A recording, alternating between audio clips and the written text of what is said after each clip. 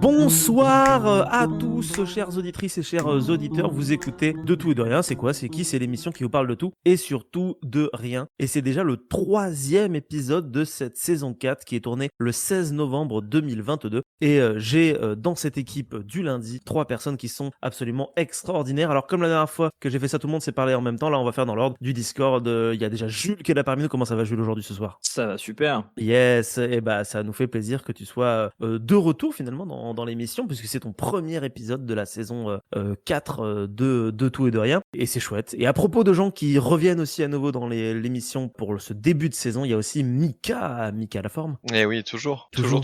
Ça fait toujours plaisir de revenir, surtout quand on a plein de choses à se dire et tout, donc ça fait plaisir. Oui, ça, c'est vrai que ça fait plaisir, comme disent les vieux qui se pensent jeunes. Et voilà. Aïe. Aïe. Ça commence très très fort. Et tout comme Nicolas qui commence très très fort ce début de saison avec déjà une deuxième intervention. Comment ça va, Nico? Oui, on pourrait dire qu'on est un peu des vétérans maintenant. Ah bah vous êtes des vétérans là, totalement. Ça va très bien, je suis toujours très content d'être là. Ah, et ben moi aussi je suis content que tu sois là. Oh, c'est Et gentil.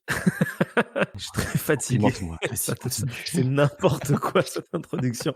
Et ben ce que je jour, propose, faudrait qu'on fasse le dark de Tout et de Rien. Genre, on arrive, tu nous demandes si ça va, on fait non, puis ça m'emmerde d'être là. Et puis, ça et tout le monde existe fait déjà. ça. C'est l'épisode Ah ouais 16 de la saison 3. Ah merde. Ah, moi, je l'ai Ah pas ouais écouté celui-là. Crise des résultats des élections. Ah oui. Ah c'est vrai oui. que C'était Ouais, même c'est nous vrai. en plus, non? C'était pas vous, tous les d'ailleurs, trois. ouais. Ah oui. Oui, c'est vrai.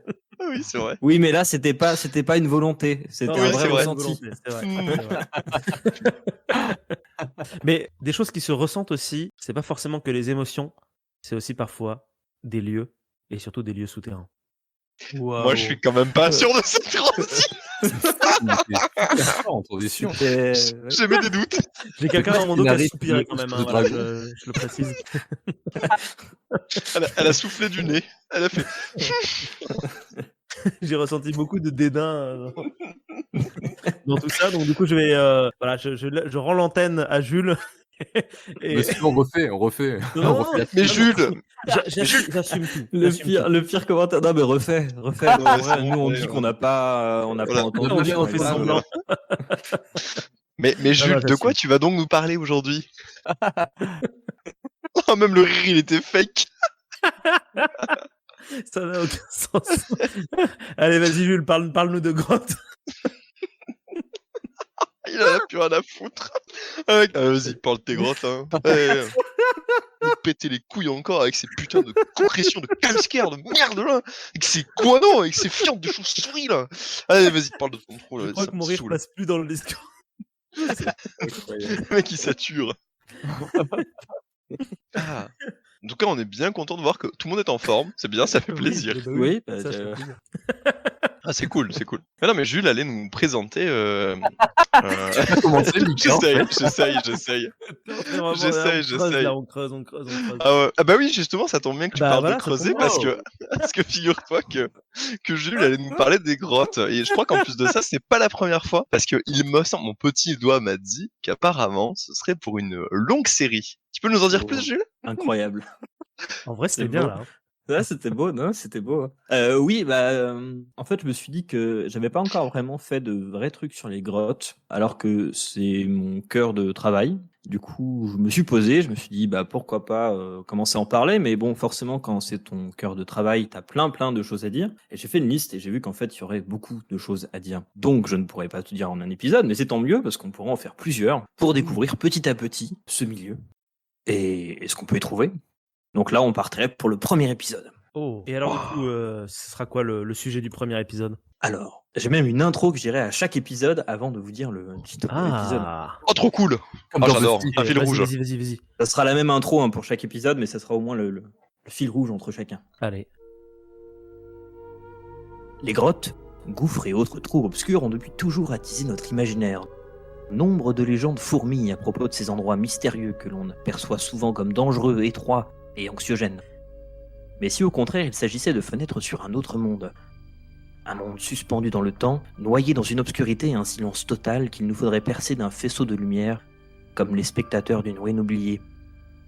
Et si, dans ces espaces minéraux, se cachaient les mémoires de paysages anciens, de cataclysmes oubliés, de tragédies émouvantes, d'histoires fascinantes ou de marques fortuites?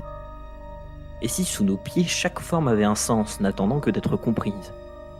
N'attendez plus, suivez-moi sur la piste des galeries géantes, des formes étranges, des galeries, des stalagmites étonnantes, des canyons souterrains, des vestiges de civilisations disparues et des bêtes étranges qui peuplent les profondeurs. Bienvenue dans un nouvel épisode de Mystère des profondeurs. Épisode 1. Qu'est-ce que les grottes ? Parce qu'il faut bien commencer quelque part. Alors pour chaque épisode, je donnerai aussi quelques mots-clés, intrigants, étonnants ou autres, que je vais dire dans l'épisode.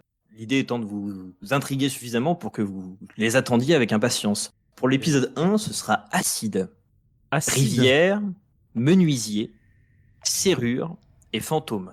Oh, C'est mystérieux. Sacré programme, menuisier, tout ça. serrure et fantôme. Waouh. il y a presque une énigme. Mais oui, carrément, il faut la C'est un résoudre. jeu. Attention. C'est lui qui était à la fin de didactique en l'épisode, fait. Ouais, c'est ça. Vous pourrez, tu pourras mettre un petit son à chaque fois que le mot apparaît. Ah ouais, grave, carrément. C'est excellent. Ding. Alors du coup, pendant tout l'épisode, l'idée c'est pas non plus, enfin c'est pas non plus que je fasse que un monologue ou autre. N'hésitez pas si vous voulez rebondir, si vous avez des questions, des trucs que je vais mal expliquer ou autre.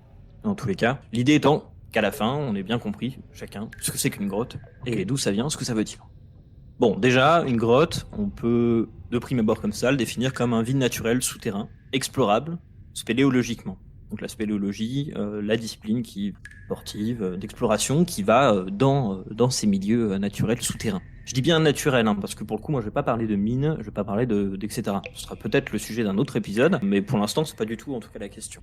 Je parle aussi de vide explorable, parce que on le verra, en réalité, il y a beaucoup de vides qu'on ne peut peut-être simplement pas explorer parce qu'on n'y a plus accès ou parce que simplement on ne peut pas y aller physiquement. Je veux dire, si le conduit fait moins d'1 mètre, ça commence déjà à être de plus difficile. Si le conduit fait encore moins, il y a des moments où on ne passe plus du tout. Donc c'est aussi quelque chose. Je reviens, je fais une petite aparté sur les grottes souterraines. Ça, je vois beaucoup ça sur les réseaux sociaux, etc. Quand il y a des gens qui en parlent, vous comprenez bien que ça ne veut rien dire. Enfin, C'est un pléonasme quoi. si, mais voilà, c'est un total pléonasme. Grottes souterraines, cavités souterraines, etc. Donc, c'est des grottes, tout simplement. Je peux poser une question directe. Ouais, dis-moi, tu vois. Un Aven, du coup, est-ce que tu le comptes dans une grotte ou pas? Alors, parce que c'est explorable techniquement aujourd'hui, mais c'est une entrée qui est quand même verticale. Alors, un Aven, pour les auditeurs, c'est un gouffre. Un gouffre, effectivement, est explorable. Il faut un matériel adapté, mais il est totalement explorable. Après, on verra que je fais une distinction entre grotte, qui est plutôt un conduit horizontal. C'est plutôt ce dont on va parler aujourd'hui. Ok. Et les gouffres qui résultent d'une autre évolution du système, mais ça, on va pouvoir le voir après. D'accord, très bien. Mais dans tous les cas, ça s'ancre les gouffres font partie de ce système dont on va parler aujourd'hui. D'accord. Alors, il y a plein de grottes, vous avez tous vu plein de photos incroyables, National Geographic ou autres. Des fois, c'est des grottes, on va dire, classiques, c'est-à-dire dans des roches plus ou moins calcaires. Et puis, on a aussi les grottes de glace. On a les grottes volcaniques, les grottes dans des fissures, dans des milieux granitiques. Bon, ces dernières, je vais pas en parler aujourd'hui. Pourquoi ? Parce que c'est pas vraiment des grottes. Dans le sens où, en tout cas, je l'entends. Pourquoi ? Parce qu'en fait, c'est pas des réseaux, c'est simplement des petites galeries. Dans le cas de milieux granitiques, par exemple, c'est juste une fissure un peu plus large que les autres, qui permet d'avancer de quelques mètres. Des fois, c'est un peu plus complexe que ça, mais ça reste quand même de l'ordre de l'occasionnel. Les grottes volcaniques, c'est simplement des coulées de lave qui sont solidifiées, puis qui vont se réeffondrer, etc. Mais il n'y a pas de cohérence de hiérarchisation du réseau. Il n'y a pas de réseau, en fait. Et les grottes de glace, c'est un peu pareil. Donc, c'est des cas qu'on étudiera, encore une fois, peut-être dans un autre épisode, mais qui ne vont pas nous concerner ici. Non, nous, ce qui va nous intéresser, c'est plutôt les grottes classiques. Bon, vous voyez, dès le départ, je restreins quand même ce qu'on va voir aujourd'hui. Et pourtant, ces grottes-là, comme je vous l'ai dit, c'est que la partie émergée d'un iceberg. Parce que c'est que la partie visitable, comme je vous le disais. Il y a énormément des réseaux souterrains qui restent inexplorables, des fissures, des galeries effondrées et autres. Alors les grottes, en fait, il y a une recette, en fait, pour les grottes. Ce qui veut dire déjà qu'on ne pourra pas y en avoir partout, mais ça, on y reviendra. Déjà, il faut une roche carbonatée, de l'eau et une différence d'altitude. Donc pour le premier, Une roche carbonatée, qu'est-ce que ça veut dire? Ça veut dire une roche qui est constituée d'ions carbonate, enfin de carbonate de calcium en fait. C'est des roches qui peuvent exister depuis extrêmement longtemps sur Terre, hein, depuis la cohabitation du basalte, de l'eau et du gaz carbonique, donc ça fait un sacré bail. Et sont d'ailleurs souvent liés à des processus biologiques. Ça peut être des organismes marins qui vont puiser dans l'eau du CO2 dissous et du calcium pour fabriquer des coquilles, des squelettes. Donc le plancton, on peut faire des coquilles, on appelle ça des testes calcaires, qui, après leur mort, se déposent au fond de la mer. Les animaux, voilà, avec des petites coquilles, gastéropodes, huîtres, etc., oursins. On a aussi des animaux avec des squelettes externes, comme des coraux, des algues, des cyanobactéries qui vont précipiter du carbonate autour d'elles, on crée des stromatolites. Et ça, on a des traces depuis plus de 3,5 milliards d'années. Donc ça fait un sacré bout de temps, en tout cas, que on a des roches carbonatées sur Terre. Alors tous ces éléments, ils vont donc, pour devenir une roche, s'accumuler sur des fonds marins en formant des boues carbonatées qui se transforment en roche par le temps et la pression en plusieurs milliers d'années. Ça fonctionne surtout dans les eaux chaudes et peu profondes. En fait, les eaux froides ont tendance à dissoudre les coquilles plus facilement avant qu'elles le sédimentent. Donc généralement, lorsqu'on a, par exemple, des roches calcaires, je vais y venir, c'est en fait, littéralement, d'anciennes lagunes qui ont été là à un moment donné, puis après qui ont été retravaillées, qui ont été montées en altitude par des jeux tectoniques, bon bref. Mais c'est dans ce genre de milieu-là qu'on va pouvoir se former ces roches-là. Alors en fonction des éléments qui la composent, de la pureté en carbonate de calcium, on va avoir différentes roches. La craie, très connue. La craie est une roche carbonatée qui est très pure, 90% de carbonate de calcium. Elle est formée de coccolithoporidés et de foraminifères. Coccolithoporidés, ça c'est un super mot à caser en société. Une fois qu'on s'est entraîné suffisamment de temps pour le dire sans bégayer. Et tu le dis très bien. Et je me suis entraîné. C'est même pas un mot-clé en plus. Et j'aurais pu le mettre en mot-clé, c'est vrai, c'est vrai. On rappelle que, vu qu'aucun de nous ne sait prononcer ce mot, peut-être qu'il triche. Peut-être qu'en réalité, c'est pas le vrai mot. On peut même pas le googler. Et oui, Ah on, ouais, là profite, pour l'écrire, parce qu'il faut l'écrire. on en profite pour accueillir El Refelito parmi nous. Comment ça va, Geoff? Salut, ça va? Ça y est, Geoffrey. Yes. Salut. Et ben, on est en train d'écouter Jules nous parler de grottes, écoute, donc ça D'accord. va super bien. Sachant que tu peux, comme il le disait au début de sa chronique, intervenir à n'importe quel moment si Ouais. tu le souhaites. Si t'as une question, si tu veux revenir sur un truc ou approfondir quelque chose, t'hésites pas. D'accord, bah y a pas de souci, pas de problème. Et ben, Alors là, on nickel. en était en fait, on parlait de quelle est la recette pour faire une grotte. Là, on parlait de la premier élément qui est une roche carbonatée. On D'accord. a parlé, voilà, les carbonates de calcium, etc., qui composent ces roches. On a donc par exemple la craie qui est très très pure en carbonate de calcium. Et puis surtout, la roche qui va nous intéresser le plus aujourd'hui, donc il y en a plein, mais celle qui va nous intéresser le plus aujourd'hui, c'est le calcaire. Donc une roche constituée à plus de 50% de carbonate de calcium et avec un faible pourcentage d'argile. C'est une roche qui a une diversité immense. Je vais pas vous lister tous les différents types de calcaire qu'il peut y avoir en fonction des époques où ils sont créés, en fonction des conditions, etc.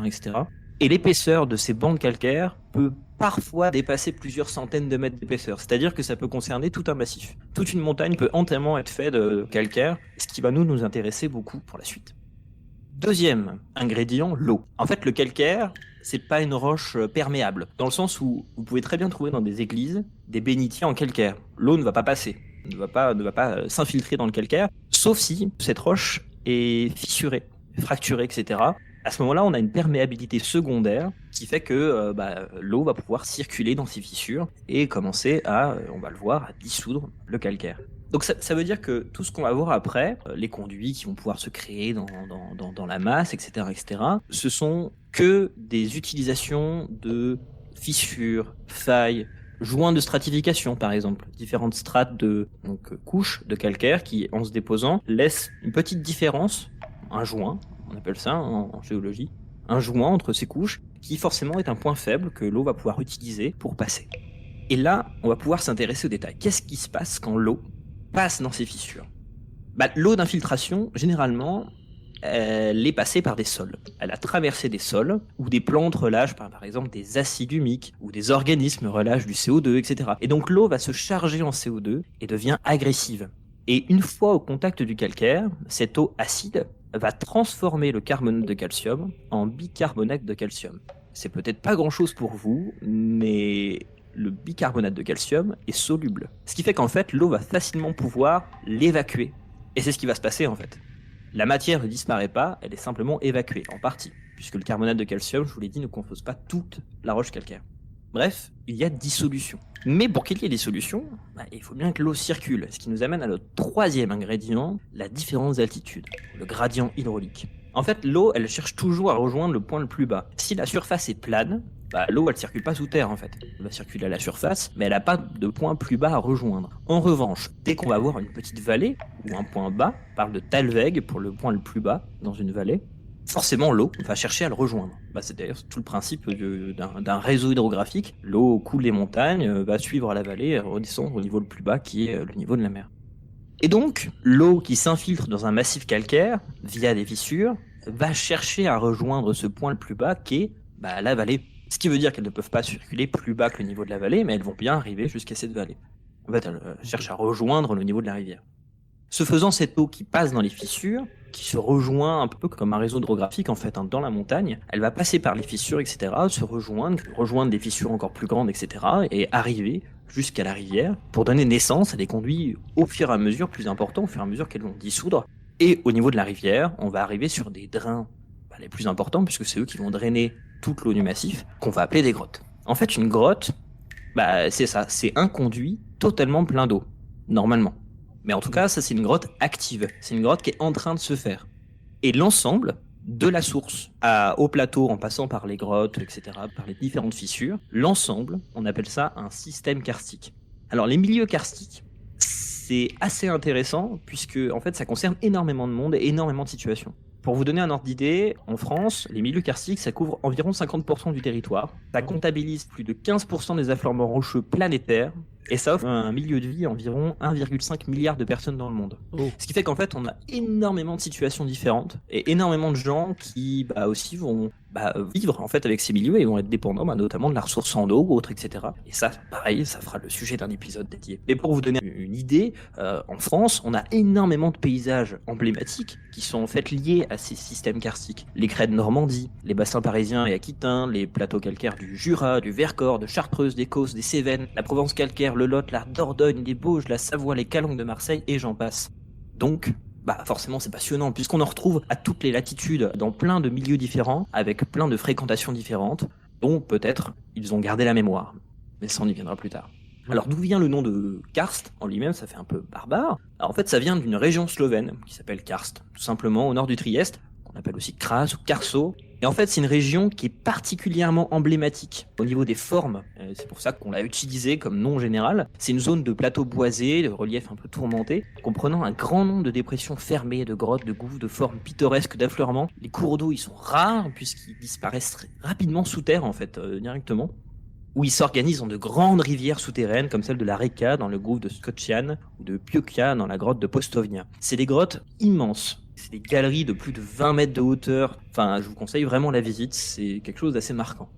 Pour la petite anecdote, les Français, au moment où on a décidé du nom qu'on allait donner à ces milieux, voulaient trouver un nom bien de chez eux, puisque à part nous aussi on a du calcaire, donc il n'y a pas de raison. Et donc on voulait appeler ça les Causses, en fait tout simplement, par rapport au massif des Causses. Bon, on a perdu la bataille au final au niveau des publications, mais bon. À savoir que, fut un temps, nous franco-français on parlait que des Causses. Parce que le karst n'avait pas de sens pour nous. Donc, comme je vous l'ai dit, un système karstique, c'est un massif dans lequel on va pouvoir voir une concentration des écoulements sous terre, avec une hiérarchisation un peu de ces réseaux. Mais ce que je vous propose maintenant, c'est que maintenant qu'on a compris ce que c'était qu'un karst, qu'un massif karstique, et comment ça fonctionnait, quelles étaient les recettes d'une grotte, d'en créer une, et de voir comment elle va évoluer au fur et à mesure du temps. Alors, tac, on fait nouveau projet, pouf, on ouvre la fenêtre. Et on va commencer avec un terrain avec quasi pas d'encaissement. Un terrain très très plat. Ce qui fait que l'eau va pouvoir circuler dans la masse calcaire. Je dis très très plat, mais pas tout à fait plat. Mais sans avoir suffisamment de vitesse, sans avoir suffisamment de compétences pour pouvoir évacuer la matière qu'elle dissout. Ce qui fait qu'elle va dissoudre du carbonate de calcium dans la roche, mais en la laissant en place. Donc on va avoir une roche qui garde son volume, plus ou moins, des fois ça peut s'affaisser un peu sur lui-même, mais qui surtout reste en place. C'est de la roche un peu pourrie. Pour vous donner un ordre d'idée, il y a certains endroits où on en trouve, dans lesquels on voit vraiment c'est la roche calcaire, quoi. Simplement, on peut y enfoncer le doigt, très facilement. On appelle ça un fantôme de roche. C'est le mot-clé, c'est un mot-clé. Oui. C'est un des Allez. mots-clés. Ouais, bien vu. Attends, Un point. genre vous avez pas remarqué acide au début. Non, franchement, Ah. vous avez raté acide. Non, vous êtes nul. Mais je crois que j'ai pas tout retenu. Moi, j'ai retenu meunier, fantôme. C'était genre les. Il y a meunier, fantôme, acide. On sentait un peu. Putain, je sais plus. Ah, je sais pas, moi j'avais retenu acide. Voilà. Voilà. Premier Ouais, des c'est mots. drôle parce qu'à 3, on retient toujours les mêmes. On aurait pu se c'est- répartir. C'est dommage. C'est On serait très mauvais dans un escape game, je crois. Mais si, on a mis en place des stratégies. Mais je suis quand même surpris. Du coup, en gros, tes dépôts vont faire en sorte que, en gros, c'est une sorte de sable, c'est ça? Eh ben non, c'est assez perturbant. Donc ça, on appelle ça la fantomisation. C'est quelque chose qu'on a commencé à observer depuis quelques années, qui est encore en débat pour comprendre sa place. Est-ce que toutes les grottes commencent par cette étape, ou est-ce que ça commence directement par l'étape qu'on va voir après? La réponse, elle est sûrement intermédiaire, hein. Dans certains contextes très plans, ça peut commencer comme ça, puis dans d'autres pas. En fait, c'est assez perturbant parce qu'on dirait vraiment de la roche. On ne dirait pas un dépôt sédimentaire. Ça fait vraiment de la roche. Simplement, elle est pourrie, elle se désagrège d'une certaine manière, très facilement. Et ça, on l'a notamment découvert, alors ça s'est passé en Belgique, où en fait il y a une carrière qui a été creusée dans un endroit où il n'y avait pas vraiment de réseau, il y avait rien, il n'y avait pas de vide. Puis quand on a creusé pour extraire en fait du calcaire, hein, c'était pour utiliser la roche, ils ont découvert qu'en fait il y avait des grosses veines de roche, mais inexploitables. Du coup, ils étaient un peu dégoûtés. Mais surtout, en fait, en creusant la carrière, ils ont créé une différence d'altitude entre le plateau et le fond de la carrière. Ce qui fait que de l'eau a commencé à circuler pour rejoindre le point le plus bas qui était nouvellement formé. Et ce qui s'est passé, c'est exactement ce qui peut se passer pour des réseaux fantomisés, c'est qu'en fait, en quelques jours, quelques semaines, il y a tout un réseau de grottes qui est apparu. Parce que l'eau a évacué la grotte qu'elle avait préformée. Putain, ça doit être impressionnant à voir en fait, à vivre comme truc quoi. Ouais, après quelques semaines, il y avait des endroits où ils allaient visiter, ils faisaient des premières explorations spéléo d'un réseau qui n'existait pas un mois avant. C'est Ou en tout dingue, cas ouais. qui pré-existait. En gros, ça sous-entend que potentiellement, donc pas, on a bien compris que c'était sur les réseaux plans, donc les trucs sont relativement plats avec potentiellement une vallée qui a pu exister. On peut marcher sur des endroits où juste en dessous de nous, il y a de la roche qui est pas de la roche. C'est possible. Bah, il y a de la roche qui est prête à laisser la place. Ouais, à laisser de la place en fait. Ouais, c'est Voilà, ça. qui est prête à être évacuée. Mais c'est dans des contextes très particuliers. Il faut vraiment que l'eau soit presque immobile. Enfin, tu vois, c'est Oui, vraiment oui, ok. on joue sur de la nuance, quoi. Mais Ouais. et c'est encore en fait des contextes qu'on est en train d'étudier. La fantomisation, ça fait assez peu de temps au final qu'on la connaisse. Je sais plus en mémoire les dates de publication les premières, mais en gros, ça fait depuis les années 2000 qu'on bosse dessus, quoi. Ok. Donc c'est assez récent, en fait. Donc c'est toujours encore en discussion de part et d'autre. Mais du coup, deuxième étape, on a effectivement, mettons, nous, bon, c'est pas une carrière, mais mettons que la vallée soit un peu incisée. Alors ça peut être pour différentes choses. Peut-être que tectoniquement, on a simplement le tout qui monte. Et l'eau va essayer de rester connectée à d'autres réseaux, des fleuves plus loin à côté, donc va commencer à inciser la masse. Bon, bref, ça peut être pour plein de raisons différentes.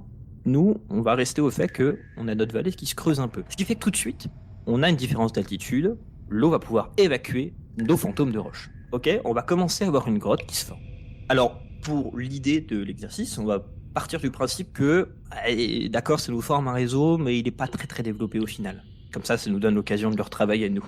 Sachant que cette deuxième étape, on pourrait directement commencer par elle dans énormément d'endroits où il y a déjà une vallée qui est mise en place, où il y a déjà en tout cas une certaine compétence de l'eau.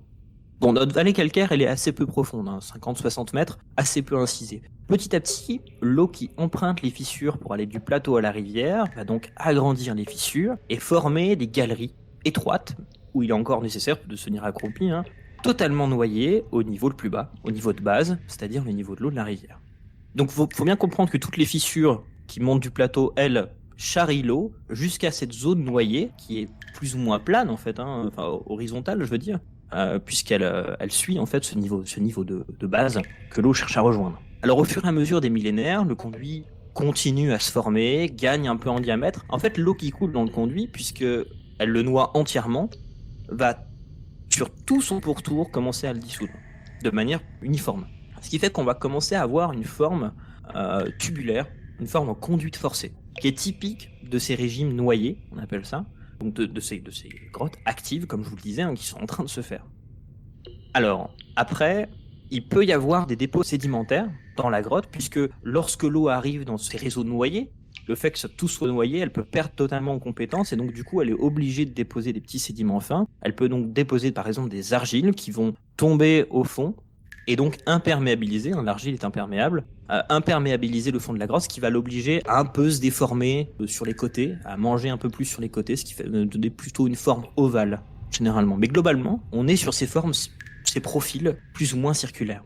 Alors l'eau, en passant dans ce conduit, parce qu'elle y circule, mine de rien, elle va également laisser des traces de ses contractions, de ses soubresauts. En fait, des mouvements tourbillonnaires dans l'eau vont creuser la roche, de petites encoches semi-circulaires, des cupules. C'est quelque chose qu'on retrouve en termes de visuel. Vous avez dû voir ça dans des grottes de glace ou dans des grottes volcaniques. Vous devez voir ces espèces de formes en petits cupules sur les côtés, un peu sur toute la galerie.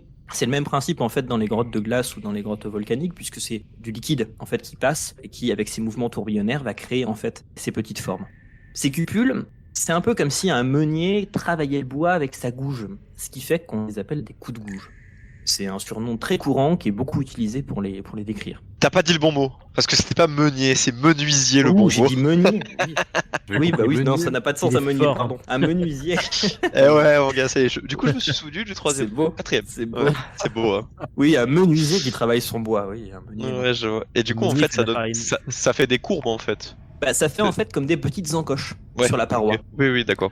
Comme Donc, des on appelle coups ça de burin. Bah voilà, un peu des coups de gouge, quoi, on appelle ça. Ces formes, on peut les comparer un peu à une tête de cuillère. Et ce qui est intéressant, c'est qu'en fait, en regardant la forme de cette tête de cuillère, eh ben, on peut connaître le sens du courant et sa vitesse. En fait, elles sont plus profondément creusées à la base et plus graduelles vers la fin. Ce qui fait qu'en regardant le sens de la tête de cuillère, eh ben, on peut savoir d'où venait en fait le courant. Et plus les coups de gouge sont petits, plus le courant est rapide. Ce qui peut être intéressant lorsqu'on est en grotte et qu'on constate que plus on monte sur la paroi, plus les coups de gouge vont devenir gros. Bah, c'est peut-être qu'en fait simplement la galerie était beaucoup plus petite au départ et donc le courant était rapide, et puis quand elle s'est agrandie vers le haut, et ben petit à petit en fait l'eau ayant plus de place, le courant a petit à petit ralenti. C'est des choses qu'on peut voir ou même dans des coudes de galerie, on voit que tiens, là il y a eu une accélération, c'est logique parce que bah il y a un coude qui a amené une accélération en fait du liquide quoi, simplement. Voilà, c'est des petites marques, c'est des petites traces qu'on peut encore voir aujourd'hui de circulation ancienne. Mais ça on y reviendra. Ok, donc là on a notre première étape, on a un réseau karstique qui est formé, ok, qui fonctionne, qui est connecté à notre niveau de base, on a notre niveau noyé, on a l'eau qui arrive par les fissures, très bien.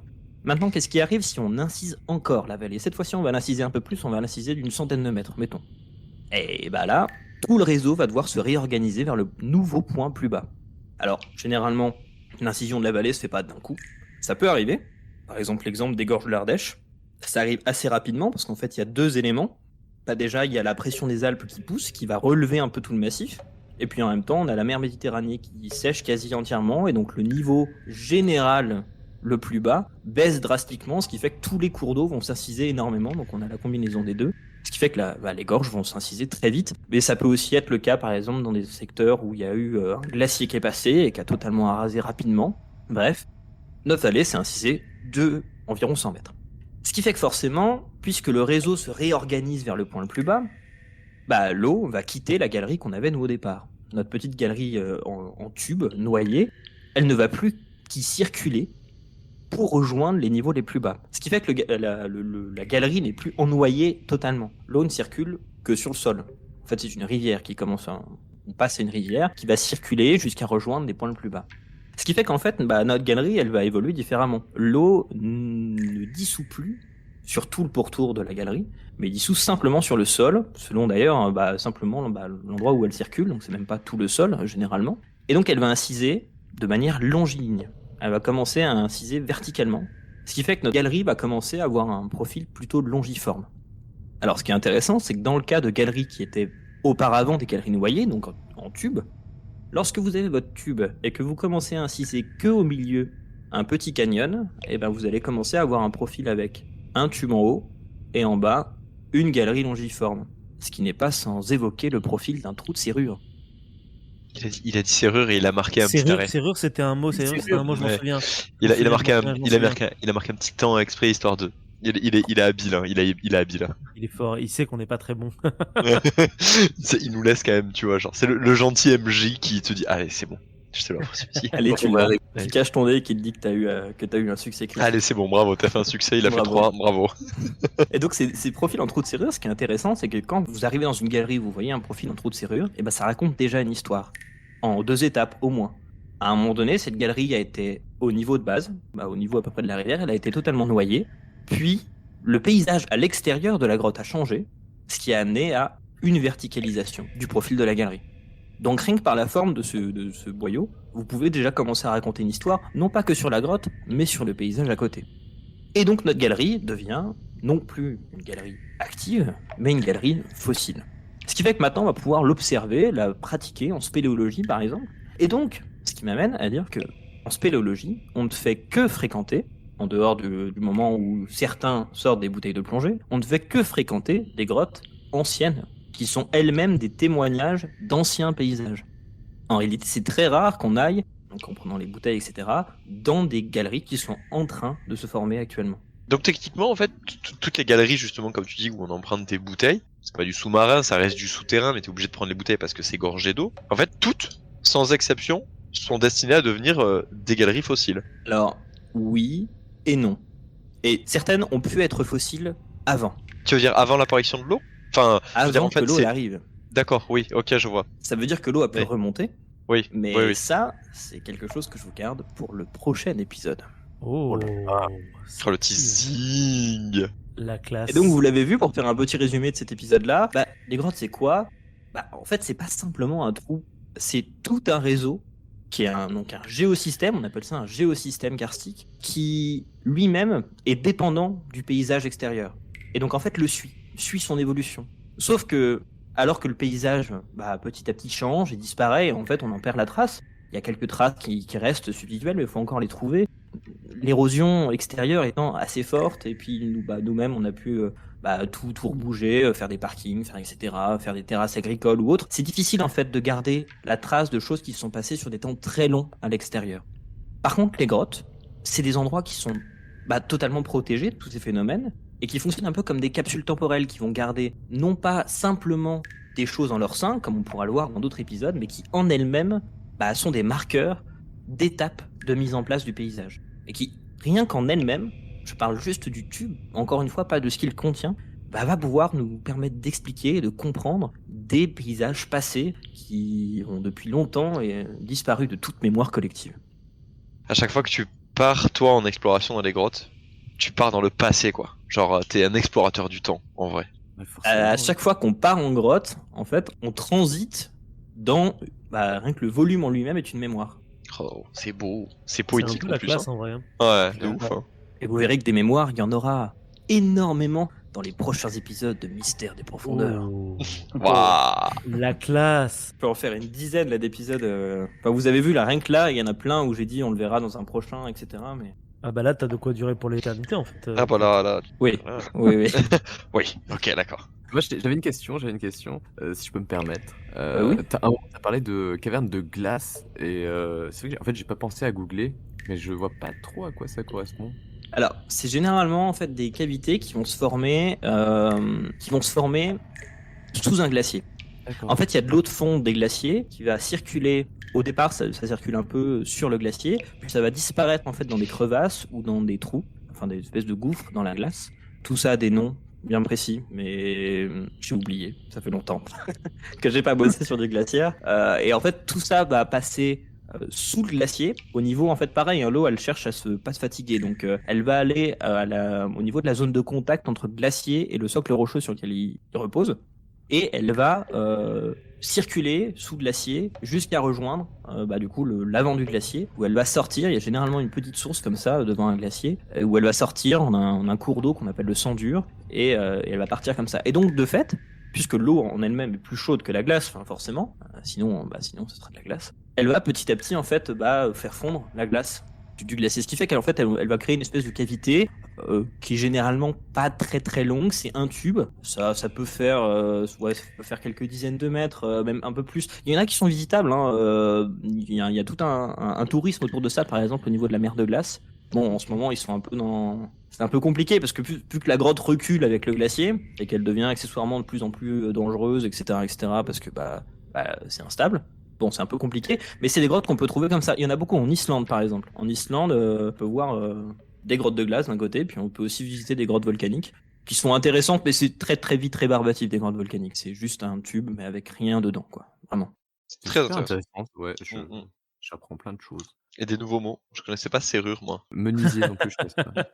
À ne pas confondre avec meunier. Exactement. Ouais, on apprend toujours des choses sur le vocabulaire et sur les mots. D'ailleurs, en parlant de ça, vous l'avez vu venir, hein, vous le saviez. Hein. Et Pas mal cette celle-ci. Hein. transition, c'est Ouais, incroyable. ouais. Ah mais non, attends. Mais, Le transitionneur de la soirée. 4 ans d'expérience, le type sait faire ses propres transis, le type est fou, quoi.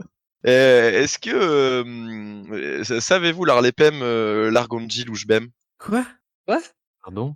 Alors savez-vous l'Arlepem, l'Argonji, l'Ouchebem? Soit c'est des Bon. mots à l'envers, soit c'est une langue hébraïque. Mais, Alors attendez, les gars, il On va voit bien falloir que vous qu'on... essayez de nous dire quelque chose, mais Je crois que Voilà. Ouais, vas-y, Geoffrey. c'est pas savez-vous parler, c'est pas le langage. Attends, c'est quoi? C'était les bouchées, non? C'était pas. Oh, je vois qu'il y a un connaisseur par chez nous. En Oh. effet, ce soir, je vais vous parler d'un truc que j'ai découvert il y a relativement peu de temps dans un texte. Et effectivement, tu as deviné, Geoffrey, je vais vous parler de l'argot des bouchers.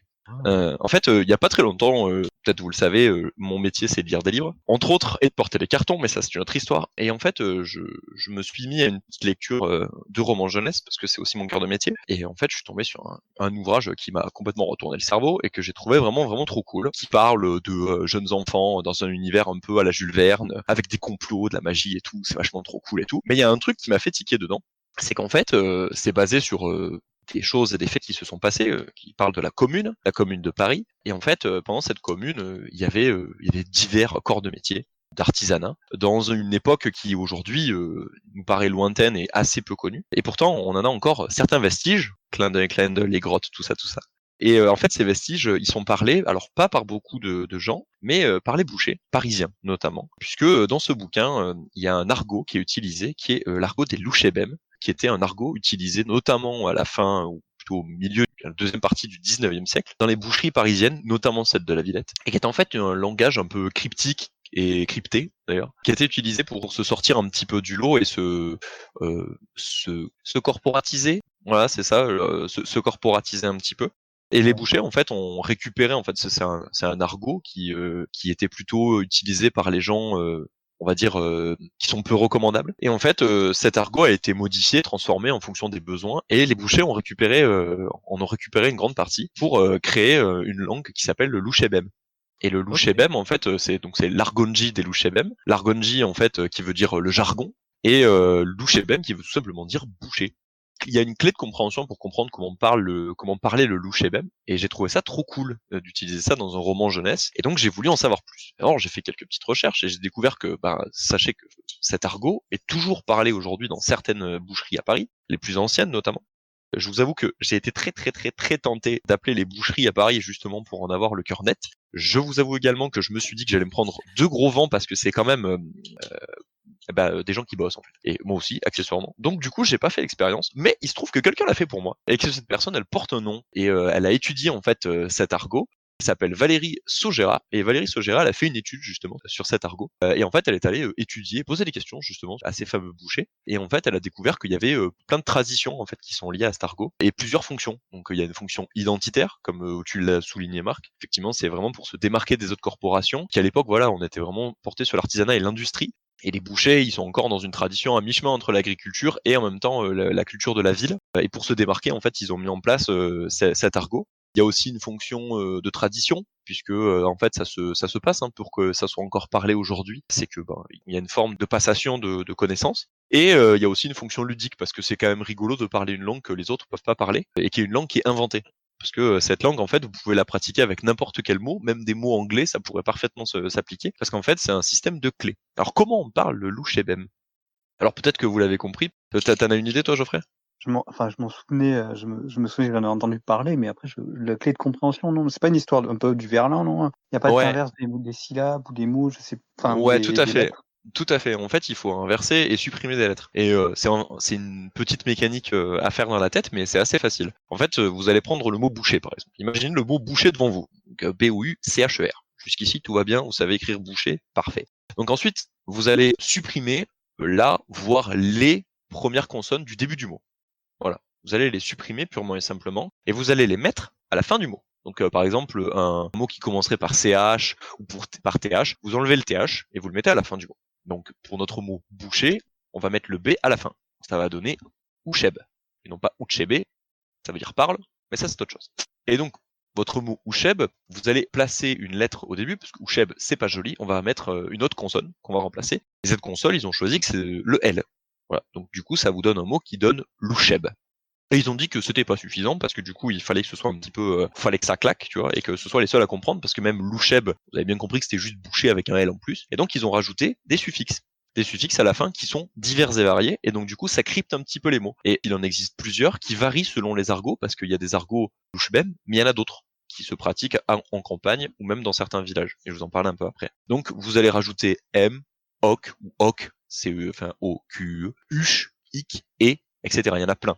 Et en fait, du coup, vous allez tomber sur votre mot louchebem, puisque vous allez supprimer le ER de boucher pour le remplacer par un E, parce que ER, ça se prononce pas dans la langue française, donc vous allez dire E, ça fait loucher, loucheb, louchebem. Et donc vous vous retrouvez avec votre mot qui est composé de ces plusieurs syllabes, et qui, lorsqu'il est prononcé en face de quelqu'un qui n'a pas la clé de compréhension, bah du coup, vous vous retrouvez à parler un dialecte secret. Et je trouvais ça trop cool d'avoir intégré ça dans une histoire fantastique, une histoire qui parle de cette commune de Paris, qui en fait va mettre au cœur de son sujet les bouchers qui utilisent en fait cette parole cryptique qui est pas compris par toute la population, même si tout le monde sait qu'elle existe. En fait, ils l'utilisent pour ne pas être compris de tout le monde.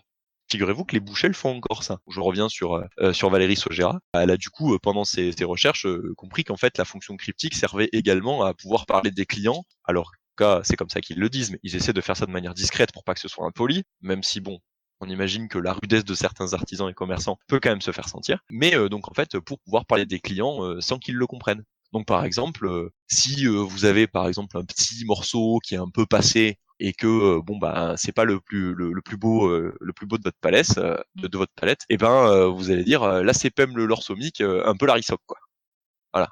Vous avez pas compris, mais avec la traduction, ça donne passe le morceau un petit peu rassis. Voilà. Et donc il y a plein de petits mots comme ça qui leur servaient tout simplement, même encore aujourd'hui, attention, c'est plus très utilisé, mais ça se passe traditionnellement. Alors on va faire un petit jeu ensemble, on va voir si vous avez bien compris le truc. Oh.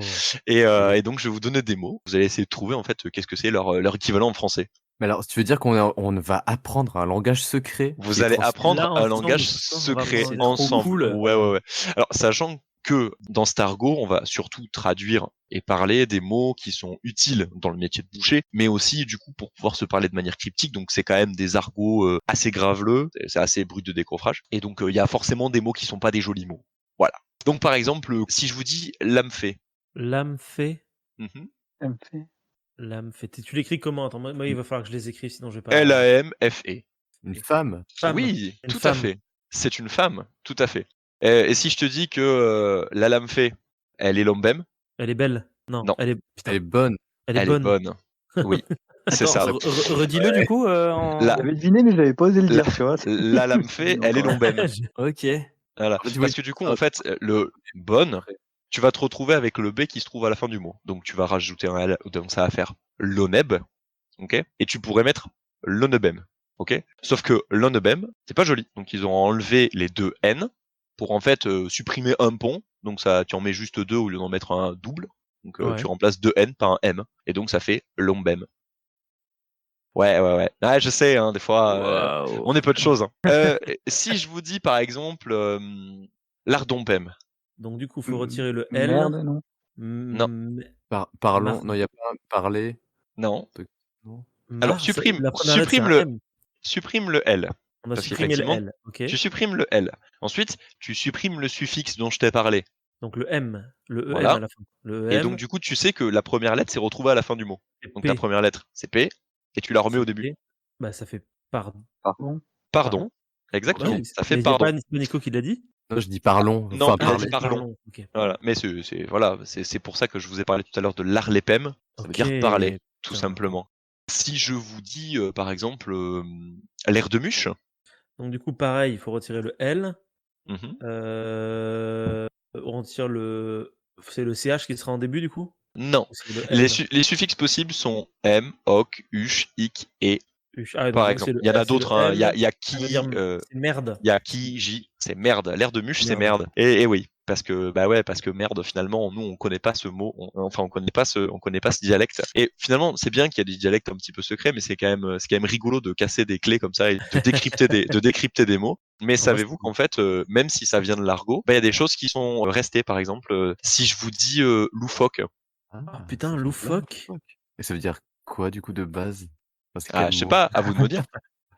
C'est fou. Oui. Ah bah C'est ouais. Un mec fou, qui est mais loufoque, c'est un mec qui est fou. Putain, c'est un truc de C'est dingue. dingue. Et oui, comme quoi on n'est jamais très très loin. Mais il y en a d'autres, des mots peut-être que vous avez déjà dit ou prononcés en loose D. Ah ouais. Loose Voilà. D. Alors loose D, nous on le prononce loose D, mais en fait c'est pas loose parce que c'est pas du tout un mot anglais, c'est loose D. Tout de suite, si vous n'écrivez pas avec un S mais avec un C, prend tout son sens. Loose D. Donc le D, on le retire? Non. Non? Pourquoi le D tu l'enlèverais? Je Le sais pas. suffixe c'est E. Le suffixe c'est Ah, E, c'est ok. ok. Glout, douk. Douce. Ah ouais. Douce, Alors toi, en douce, c'est douce en bah fait. oui, en douce. Douce. Ah, Simplement. putain, En loose D, c'est en douce. Oui, Et en donc fait, le il y a E, putain, il y a des j'avais mots pas comme ça en oublié. fait qui sont rentrés dans le langage courant. Comme quoi, même un argot qui est censé être réservé à une petite tranche de personnes, et ben en fait peut être intégré dans une langue qui est toujours parlée aujourd'hui. Vous avez déjà prononcé ces mots, j'en suis certain. Et pourtant, vous ignorez probablement d'où ça vient. Et ben sachez que si j'ai appris ça, c'est grâce à un livre. Donc du coup, je vous ai tué son nom jusqu'à présent volontairement, puisque c'est un livre de Lucie Pierra Pajot qui s'appelle Les mystères de l'Arispem. Je vous laisse donc maintenant traduire l'Arispem pour comprendre ce que ça veut dire, et je vous invite à cette lecture puisque c'est en 3 volumes. C'est publié aux éditions.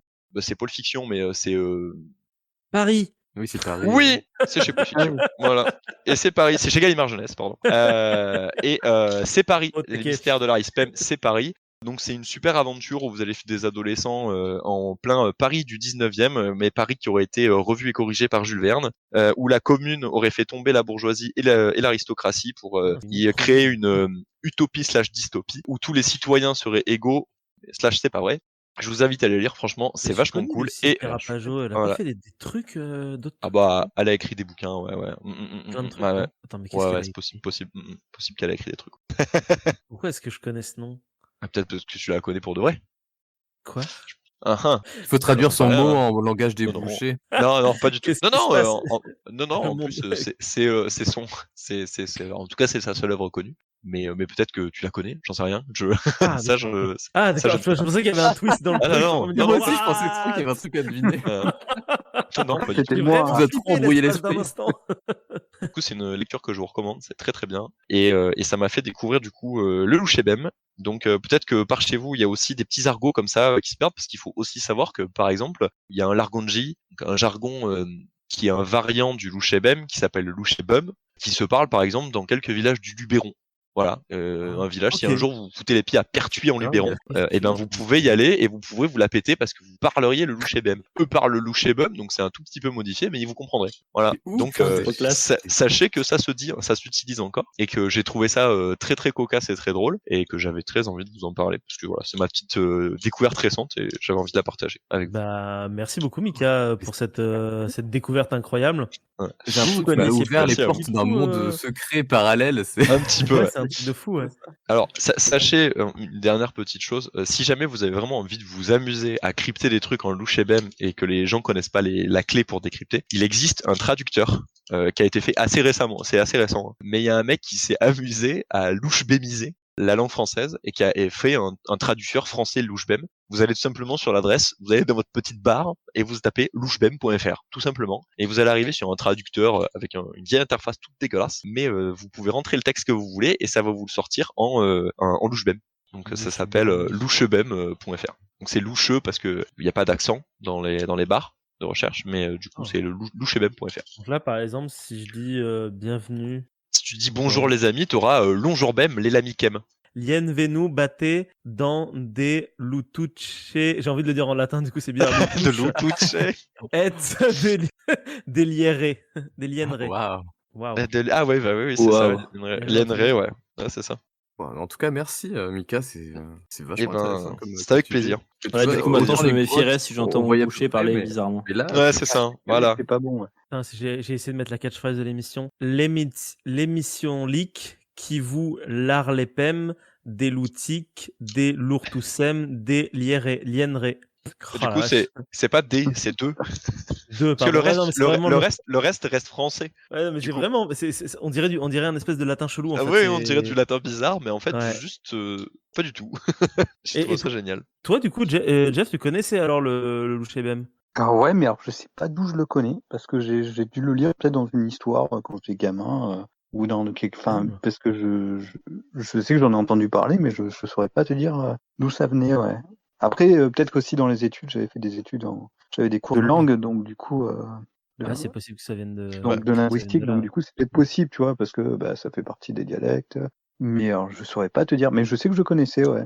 Mais tu vois, il y a des trucs des fois qui pop comme ça et tu dis Ouais, putain, c'est ça. je connais ça. Tu dis, mais attends, j'ai déjà entendu parler de ça, dis donc. Mais tu sais, le Ouais. plus étonnant dans tout ça, c'est quand tu l'as dit, j'ai compris la phrase et je me suis dit, mais comment ça Oui. fait que je comprends je Ça, trouvais mais ça pourquoi assez je fou. comprends ce qu'il dit?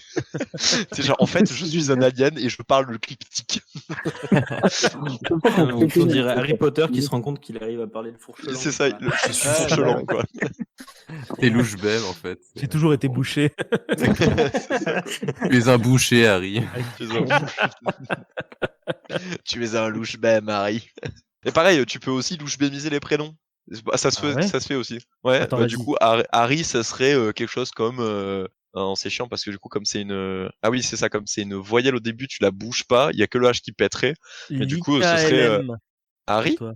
Non, pour toi, c'est. Ah non, pour moi, ouais, effectivement en Lika, premier, pardon. ouais. Oui, moi, oui, tu bougerais le M, ouais. Mais pour Harry, ce serait, je sais pas, Larissi. Par contre, là, il a choisi Larry M. Larry M, ouais, Larry M ou Larissi, moi, j'aurais dit. Vas-y, je vais mettre Nicolas. Ouais. C'est assez stylé, quand même. Nicolas Nem. Nicolas Ah, Cass, mais je pense. il a pas de S à la fin, lui. Ah oui, j'ai pas de S. Ah non, mais même, parce que c'est le N qui doit sauter et qui doit partir à la fin. Ouais, mais du coup, Nicolas. Ouais, Nicolas- Nicolanoc. Nicolas Nicolanoc. Nem. Ah ouais, Ouais. mais Nicolas Nem, c'est marrant. C'est mon nom. Nicolanoc ou moi, Nicolas Nem, ouais, ok. Ouais, il a mis l'arc même. L'Arcmen, ouais. Fais voir, Jules. Ah, Jules, Lulegem lui le j'aime, ouais. Trop stylé. et Geoffrey. Geoffrey, ça doit être. Leofrey Gem. L'offre j'aime. C'est Oui, marrant. un peu. Un peu, ouais. Voilà. Vous savez, Merci beaucoup. le louche même n'a plus de secret pour vous. Merci à vous de m'avoir écouté. Mais de rien, merci à toi. C'est drôle parce que la dernière fois, je vous ai appris que vous parliez nahuatl, tu sais, la langue des Aztèques, sans le savoir. Ah oui, il y c'est a vrai, quelques oui. mots. Putain, mais oui, tu vois. Et donc du coup, c'est l'occasion, mais c'est trop bizarre de s'introduire soi-même, c'est l'occasion de repartir en Amérique, n'est-ce pas Nico? Bien sûr. Allez, allons-y. Le 17 octobre 1492, Christophe Colomb et son équipage ont atteint les îles Lucaï, au nord des Caraïbes. Et au contact des populations locales, qui s'inscrivent dans le réseau culturel taïno, que vous devez connaître j'imagine, il rapporte dans son journal que ces peuples possèdent des chiens. Il est même fait mention de deux types de chiens différents. Les uns sont décrits comme des matins et les autres des blanchets, soit plus simplement, dans notre langage actuel, des gros chiens et des petits chiens. Et ils ont une curieuse particularité. En fait, ces chiens n'aboient jamais, et ils émettent seulement des grognements. Plus tard, Christophe Colomb note à nouveau cette spécificité, mais cette fois dans les îles des Grandes Antilles, à Haïti et à Cuba. Et ce n'est pas le seul. En fait, tous les Espagnols qui vont lui succéder au début du XVIe siècle sont aussi fort intrigués par ces chiens qui sont dits muets. Ils sont élevés dans les villages et les maisons autochtones, un peu partout dans l'ensemble des Caraïbes. Mais au bout de quelques décennies seulement, ils ont quasiment tous disparu. En fait, ils ont été remplacés petit à petit par des chiens venus d'Europe, et c'est malheureusement le sort qui est réservé à tous les autres chiens originaires du Nouveau Monde. Mais alors, qui sont ces chiens? D'où viennent-ils? Et quel est leur rôle dans les sociétés humaines? Et surtout, pourquoi est-ce qu'ils aboient pas? Cela est bien mystérieux, n'est-ce pas? Oui. Donc c'est le moment d'entrer dans le vif du sujet et de remonter le temps jusqu'à l'époque reculée de la chronique de Jules sur la découverte de l'Amérique. Ah, C'est vrai que c'est très utile pour avoir déjà une idée un peu globale de toutes les problématiques liées au peuplement humain en Amérique. Et à ce jour, en fait, on a de bonnes raisons de penser que les chiens ont accompagné les premières migrations humaines depuis l'Asie à travers la Béringie, qui est cette terre qui était émergée au niveau du détroit de Bering à l'époque de la dernière glaciation. Mais le problème, c'est qu'on n'a aucune preuve matérielle directe de ça. Du point de vue de l'archéologie, en fait, les plus anciens restes de chiens qui ont été découverts sont datés autour de 10 000 ans pour l'Amérique du Nord, donc soit plus de 4 000 ans après l'immersion de la Béringie. Pour l'Amérique du Sud, le chien domestique se retrouve à une date encore plus tardive, vers la fin du 3e millénaire, avant notre ère et correspond à peu près à l'époque des premières sociétés d'agriculteurs. Plusieurs techniques ont donc été mises en place par les chercheurs afin d'en savoir plus sur l'origine du chien, sa place dans les cultures et les sociétés humaines, et compléter cette chronologie qui est très lacunaire. Des techniques de séquençage ADN, par exemple, ont pour but de mieux comprendre la domestication du chien en fournissant un bon complément aux méthodes de l'archéozoologie. C'est un sujet de recherche qui est encore très très actuel et comme vous verrez, en fait, il y a des résultats qui sont plutôt très prometteurs. On va pas revenir non plus sur l'origine de la domestication du chien ici même, et si ça vous intéresse, je vous renvoie à un très bon épisode qui a été fait entre le chat-huant et De tout et de rien sur le film Alpha, qui fait état un peu des connaissances actuelles sur la domestication du chien à la préhistoire. En tout cas, moi je vous ai écouté, j'ai adoré. Ah, bah Et merci. Donc on va juste garder simplement en tête que l'objectif premier de la domestication d'une espèce, c'est de modifier son comportement pour l'adapter à un mode de vie humain, en favorisant certains traits. Par exemple, une descendance qui va être marquée par une diminution de l'agressivité et de la peur de l'humain. Et dans un second temps, et sur une durée parfois très longue, la physiologie de l'espèce va se modifier. C'est le cas du chien par exemple, et ça pose pas mal de soucis, puisqu'il peut être parfois très difficile de distinguer le corps d'un chien de celui d'un loup pour des périodes qui vont être très reculées. La morphométrie géométrique tente de pallier ce défaut en étudiant la formation des éléments d'un squelette pour pouvoir distinguer des espèces proches. Il devient ainsi possible de souligner des divergences et de les mettre en relation avec des pressions de sélection qui sont liées à la domestication. Les analyses biogéochimiques fournissent également des données qui sont très pertinentes. La composition en isotopes stables des éléments d'un squelette peut donner par exemple des informations sur le régime alimentaire de l'animal et peut permettre de mettre en évidence son éventuel degré de cohabitation avec des humains, voire sa domestication tout court. D'un point de vue archéozoologique, la domestication elle peut se voir par la présence d'animaux et d'humains dans une même couche stratigraphique. Et on a aussi les représentations iconographiques qui peuvent donner d'éventuels indices qui peuvent être pris en compte. Et en soi, en fait, il n'y a aucune méthode seule qui n'apporte de réponse définitive, mais c'est le croisement de toutes ces techniques qui permet de donner une tendance. Le séquençage de l'ADN permet quant à lui de comparer des marqueurs génétiques d'individus appartenant à une même espèce. Et ça permet d'identifier l'ancêtre sauvage de l'animal domestique, son habitat originel, ses évolutions, et si possible aussi l'hybridation. Cela permet aussi de voir que certains gènes sont associés à des traits préférentiels qui sont choisis ou qui sont modifiés, mais en tout cas liés à la domestication. Du coup, les études ADN, ça permet aussi de distinguer des populations régionales, qui est très utile pour reconstituer par exemple des mouvements de population animale. Depuis les années 2010 à peu près, les analyses sur le génome sont devenues si précises qu'elles ont permis de remonter l'origine géographique et temporelle de nombreuses espèces et de retracer aussi des réseaux humains de commerce et d'échange qui sont aujourd'hui disparus. En fait, la limite principale de cette méthode, c'est que l'ADN ancien, qui est prélevé dans le collagène de l'os, est très fragile, sensible à la contamination bactérienne et à la dégradation, et sa conservation est très inégale en fonction des milieux et des climats. Mais malgré tout ça, malgré toutes ces techniques, les origines de la domestication du chien sont encore très parcellaires. La divergence entre les lignées du chien et du loup, compris entre une fourchette qui va de 135 000 ans à 11 000 ans, et on connaît encore trop peu la vitesse de mutation de l'ADN chez le chien, et son aire d'origine est encore discutée, bien que l'on puisse dire, sans trop se mouiller, qu'elle se situe en Eurasie, au sens un peu large. Du coup, on peut dire que la diffusion du chien en Amérique est encore très très mal connue à l'heure actuelle. Toujours dans les années 2010, des études sur l'ADN mitochondrial, donc c'est-à-dire l'ADN qui est transmis par la mère, ont pu être réalisées sur un corpus de chiens domestiques retrouvés en contexte archéologique, daté d'avant la période du contact. Et ça a permis de mettre en évidence des séquences génétiques uniques qui ont démontré que moins de 10% des chiens actuels seulement partagent une ascendance avec des chiens précolombiens. Un peu auparavant, dans les années 2000, le séquençage ADN a permis de constater de possibles épisodes d'hybridation entre des chiens et des loups en Amérique du Nord. Et ce type d'hybridation n'est probablement pas quelque chose qui est accidentel. Avec la domestication, les humains ont de nombreuses fois intentionnellement croisé des chiens aux caractères et morphologies différentes ou avec d'autres espèces de canidés dans l'objectif de rechercher des traits spécifiques. Je vais vous donner un exemple qui est assez original, qui remonte au 6e siècle de notre ère, parmi les populations salish, c'est un peuple qui vivait sur la côte nord-ouest des États-Unis et du Canada, qui a perduré jusqu'à l'époque du contact.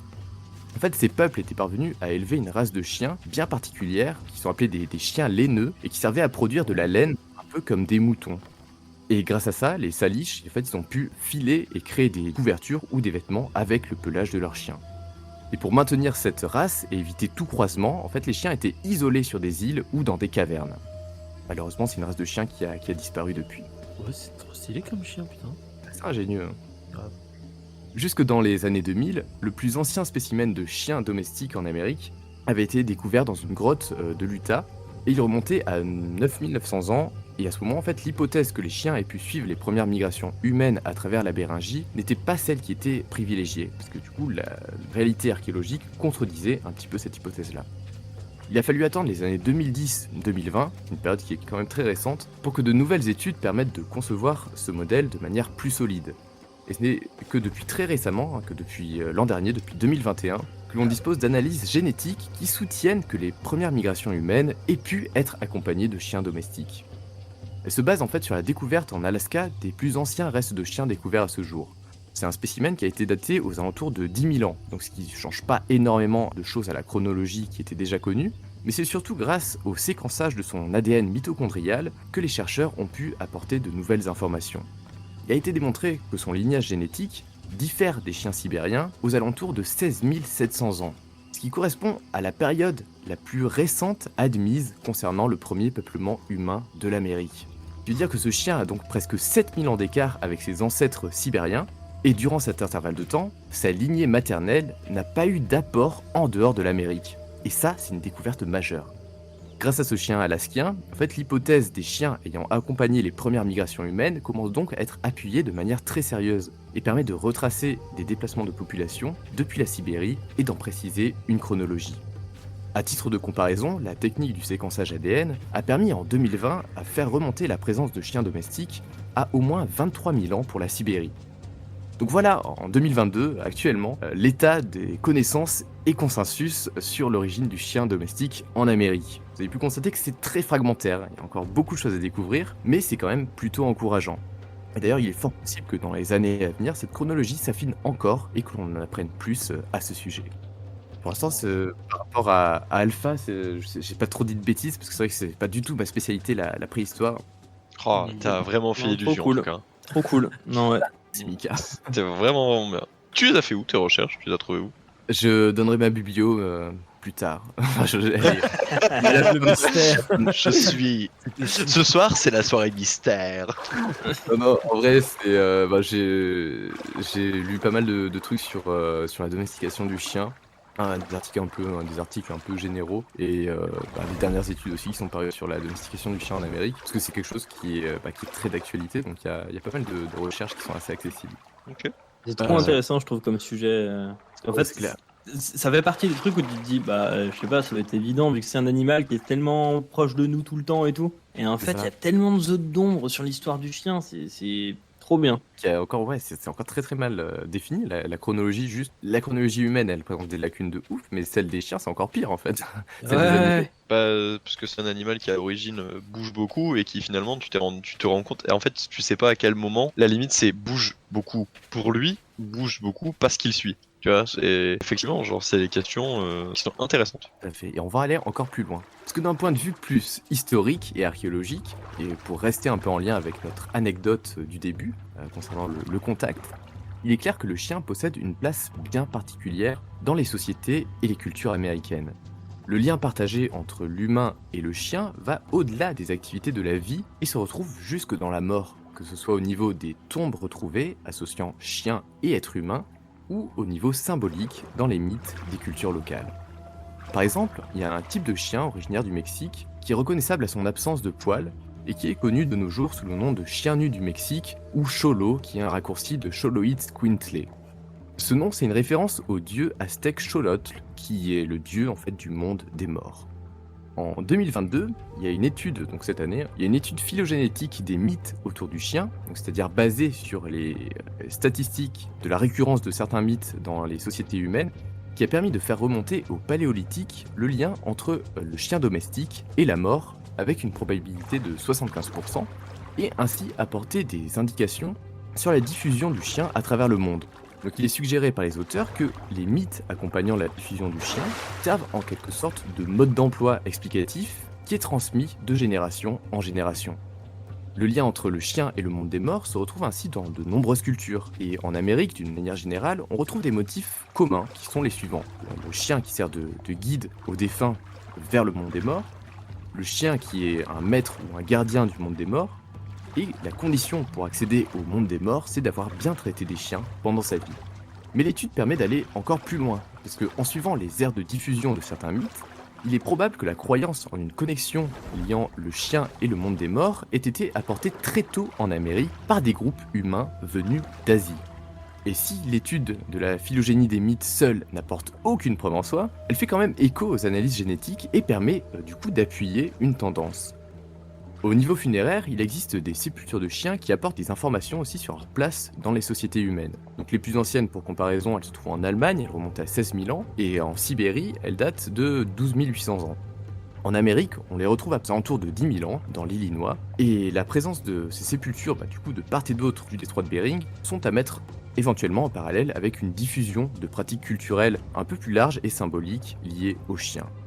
L'idée que le chien soit un guide pour le défunt est soutenue aussi par le fait que l'on en retrouve aussi dans des sépultures humaines, donc pas juste des sépultures de chiens qui sont enterrées avec des gens.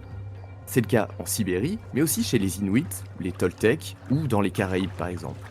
Mais la position plutôt prestigieuse du chien liée à la mort, en fait, c'est que l'un des deux seuls aspects de cet animal que l'on a tendance à retrouver un peu partout en Amérique. Parce que si l'on revient en fait sur les chiens mexicains cholos par exemple, ils sont également élevés par les Aztèques pour servir de nourriture. En Amérique centrale, c'est une pratique qui est assez courante. Il est plutôt commun de retrouver des os de chiens présentant des traces de boucherie en contexte archéologique. Et je sais pas s'ils avaient un langage particulier, les bouchers de l'époque, mais en tout cas, ils consommaient des chiens. Le loup chez même aztèque, putain, alors le combo ultime quoi. Et en Amérique du Nord, les chiens semblent être consommés, mais de manière un peu plus occasionnelle. Dès la période du contact, il a été rapporté par les Espagnols que des chiens étaient élevés pour servir de nourriture aux populations des Caraïbes. Des chroniqueurs en ont même goûté en comparant volontiers le goût à celui d'un chevreau. Dans les petites Antilles, il semble exister une corrélation assez marquée entre la taille des chiens et là où on les retrouve en contexte archéologique. Les chiens les plus petits ont tendance à se trouver dans des dépôts, donc clairement identifiés comme ayant servi de nourriture, tandis que les chiens les plus gros sont associés à des tombes humaines. Et c'est pas sans rappeler en fait les deux types de chiens mentionnés par Christophe Colomb dans les Lucailles. Et ça, ce serait juste trop bien en fait de pouvoir faire un lien aussi clair entre un texte et l'archéologie. Sauf que c'est pas si évident que ça. À ce jour, cette corrélation sur la taille des chiens n'est démontrée par l'archéologie que dans les petites Antilles. Donc on est à 1500 km au sud des Lucailles et dans des périodes qui sont bien antérieures au contact, soit au plus tard au premier millénaire de notre ère. Donc encore une fois, peut-être que de futurs éléments pourront permettre de faire des rapprochements, ou peut-être pas d'ailleurs. D'une manière générale, le chien est très présent dans l'art en fait des peuples des Caraïbes. On le retrouve sous la forme d'amulettes ou de pendentifs en os, en bois ou gravés sur de la pierre, et sur des décors de céramique aussi, ou même sous forme de figurines. Et d'ailleurs, les amulettes retrouvées en contexte funéraire sont actuellement interprétées comme pouvant probablement servir de substitut à un vrai chien en tant que guide pour accéder à l'au-delà. Mais de notre récit d'introduction, il reste encore une question à laquelle nous n'avons pas encore apporté de piste de réflexion. C'est pourquoi les chiens des Caraïbes n'aboient pas ? Bordel ! D'un point de vue génétique, les populations de chiens retrouvées dans les Caraïbes partagent une même signature génétique que les chiens d'Amazonie, suggérant qu'ils aient accompagné les humains au cours du premier millénaire avant notre ère, soit bien avant les premières vagues de peuplement des Caraïbes, et à la suite de l'arrivée des chiens dans le bassin amazonien, donc aux alentours du deuxième millénaire avant notre ère. D'un point de vue ethnographique, les chiens domestiques en Amérique présentent des comportements qui sont très différents des chiens européens. Donc il n'y a pas que l'absence d'aboiement qui étonne les premiers Espagnols, mais la manière même dont les chiens côtoient les humains. En fait, ils vivent dans les villages en totale liberté, à la fois décrits comme fouillant des tas de déchets et mangeant aussi dans le même type de vaisselle que les humains. Certains récits racontent même que les chiens sont autorisés à dormir dans des hamacs et parfois boivent le lait de femmes. Au quotidien, le chien sert également à chasser les rongeurs de grande taille, en particulier dans les îles, il s'agit des outia, donc vous pouvez taper outia, c'est un énorme rongeur qui rôde autour des habitations. Parallèlement à ça, il ne semble pas y avoir de lien émotionnel fort comme il pourrait y avoir en Europe entre un chien et son maître. Parallèlement à ça, il ne semble pas y avoir de lien émotionnel fort comme il pourrait y en avoir en Europe entre un chien et son maître. En fait, ce sont d'autres types de relations qui sont à l'œuvre en adéquation avec une conception du monde qui est différente. Un chien n'appartient pas à un individu dans une société où la propriété privée ou individuelle n'existe pas. Si le chien se retrouve dans des tombes humaines, ce n'est pas en tant que compagnon d'un vivant, mais comme un gardien aux propriétés surnaturelles, un guide dans la mort pour le défunt. Et ces concepts se retrouvent partagés sur des aires culturelles qui sont très vastes. Dans les Caraïbes, notamment grâce à l'important réseau existant, je vous renvoie à ma chronique sur les Taïnos si vous voulez en savoir plus, et en Amazonie en tant que région culturelle connexe, et bien sûr en Amérique centrale avec notre exemple chez les Aztèques. Le chien y possède une symbolique et une connotation qui est similaire, donc savoir un guide dans l'au-delà et une source de nourriture, accompagnant donc les humains tout au long de la vie et de la mort. En outre, les Espagnols, dès le XVIe siècle, les comparent à des petits loups, car s'ils ressemblent bien en apparence à des chiens, ils s'agissent comme des animaux sauvages, à l'exception du fait qu'ils vivent parmi les humains. Et à la fin du XIXe siècle, il y a des chercheurs qui émettent l'hypothèse qu'ils aient pu être confondus avec de véritables loups, des renards ou alors d'autres canidés qui auraient été domestiqués, ou alors des croisements hybrides entre ces espèces. Comme on l'a vu, l'hypothèse ne tient pas vraiment la route depuis l'apparition des analyses génétiques. Et pourtant, rappelez-vous que le séquençage de l'ADN du chien en Amérique du Nord a pu montrer de possibles hybridations épisodiques avec des loups. Et sans parler de véritable domestication d'autres espèces, en fait ça a amené en 2016 un anthropologue canadien qui s'appelle Peter Stahl à suggérer que des canidés ont parfois pu être apprivoisés, voire croisés avec des chiens. Et du coup il prend pour contexte des zones bien précises, les Caraïbes et l'Amazonie. C'est pour ça que j'ai un peu insisté sur ces régions-là, où les chiens sont arrivés très tardivement dans l'histoire humaine, et où il est raisonnable de considérer qu'ils étaient plus difficiles de s'en procurer, comparé à d'autres régions dans lesquelles les chiens domestiques étaient plus adaptés. Et son hypothèse est que cette difficulté a amené les humains à se tourner de manière ponctuelle vers d'autres canidés. En se basant sur les premières descriptions des explorateurs occidentaux, il a retracé un peu le portrait robot des premiers chiens rencontrés, donc un animal de petite taille, inférieur à ceux des colons, dont la couleur semble assez variable, et avec des petites oreilles pointues. Ils sont plutôt craintifs et silencieux, comme on a vu. Au XIXe siècle, c'est l'absence d'aboiement qui était l'argument numéro 1 en faveur de l'hypothèse de la domestication d'autres canidés. Mais de nos jours, on sait que l'aboiement est un comportement que l'on retrouve chez tous les canidés sauvages, comme domestiques, bien qu'il soit différent selon chaque espèce et en fonction des situations. Donc si les chiens domestiques aboient davantage, c'est parce que c'est un trait qui a été tout simplement privilégié au contact des êtres humains, dans un but à la fois communicatif et de comportement, que ce soit entre les chiens entre eux ou avec les humains. Mais les humains peuvent aussi choisir de sélectionner des animaux qui ont des traits différents, comme un aboiement réduit pour ne pas se faire repérer par des ennemis ou des prédateurs par exemple, c'est le cas chez les Inuits, et un chien peut aussi tout à fait être éduqué individuellement à ne pas aboyer. Cependant, deux canidés endémiques d'Amérique du Sud, qui se retrouvent au nord du continent et sur le littoral caribéen, vraiment dans les zones qui nous intéressent, ont la spécificité d'avoir des vocalisations très particulières. Du coup, c'est parti pour l'instant animaux mignons de cette chronique, donc soyez prêts à taper le nom des animaux dès qu'ils apparaissent. Je vais me taquer. Le renard crabier est un type de renard qui vit généralement par groupe de 2. Lorsqu'ils sont séparés, ils émettent des sons qui sont semblables à des bruits d'oiseaux afin de maintenir le contact entre eux. Ils émettent également des sortes de gémissements, mais les adultes n'aboient généralement que dans le cas très précis où les petits pourraient être en danger quand ils sont dans leur nid. Il y a aussi le chien des buissons, qui est au contraire une espèce de canidé très sociable. Ils chassent en petits groupes, ils émettent toutes sortes de vocalises, dont des aboiements face à des situations inconnues, Oh là là, on dirait un ours. des conflits, et ils émettent un éventail élaboré de sons différents afin de faciliter la communication au sein du groupe, ce qui est adapté à leur environnement d'origine, qui est la forêt. J'aurais dit C'est le loutre. un animal. Ouais. Une loutre ours chelou. Un loutre ours. Oui, c'est une loutre ours, ouais. Alors que le renard d'avant c'était un renard mais gris et petit quoi, mais Ouais. Mais le chien des buissons, c'est vraiment genre un waouh. loutre ours chelou. Donc d'une manière générale, les canidés qui sont endémiques d'Amérique du Sud, ils ont plusieurs points communs, à savoir un régime alimentaire qui est omnivore ou opportuniste, ce qui inclut des plantes notamment, et qui s'adapte en fonction des saisons et des régions, et une capacité à vivre dans des habitats qui sont très variés, notamment proches des milieux anthropisés, qui leur permet un apport en ressources. Donc ils sont habitués à la présence humaine et ils sont très adaptables. Ils sont deux qualités qui peuvent être éventuellement intéressantes. Mais si l'hypothèse est plutôt séduisante, qu'en est-il des traces concrètes? Est-ce qu'il y aurait une preuve irréfutable de l'apprivoisement ou du croisement de ces espèces avec des chiens? Eh bien comme vous vous en doutez, encore une fois, le sujet présentant de nombreuses lacunes, car en gros c'est pas si évident. Plusieurs espèces de renards sont associées à des contextes humains à travers l'Amérique du Sud. Donc si on met de côté les occupations de mêmes sites par alternance ou l'usage de canidés en tant que matériau brut, qui n'indique pas du tout d'apprivoisement potentiel, il reste tout de même un cas intéressant. Il s'agit d'un site qui se trouve près du massif de la Puna, en Argentine, à une époque qui précède la présence du chien domestique, et où des renards sont associés à des sépultures humaines. Ça reste à ce jour un indice extrêmement léger, mais très intéressant. Surtout que d'autres exemples existent ailleurs, comme des tombes qui ont été retrouvées en Jordanie, datées à 16 500 ans, et associées également humains et renards, pareil dans un contexte précédé l'arrivée du chien domestique. Par ailleurs, il existe de manière anecdotique des rapports de renards apprivoisés ou de croisements de canidés en Amazonie au 19e et au début du 20e siècle par des peuples autochtones. Certains canidés endémiques, comme des renards ou des chiens des buissons, sont aussi apprivoisés et élevés comme des chiens domestiques. Dans les années 1920, des expériences qui ont été menées en Argentine pour croiser des renards sauvages avec des chiens domestiques. Et ça a abouti à des hybrides incapables d'aboyer, mais seulement de grogner. C'est intéressant comme détail.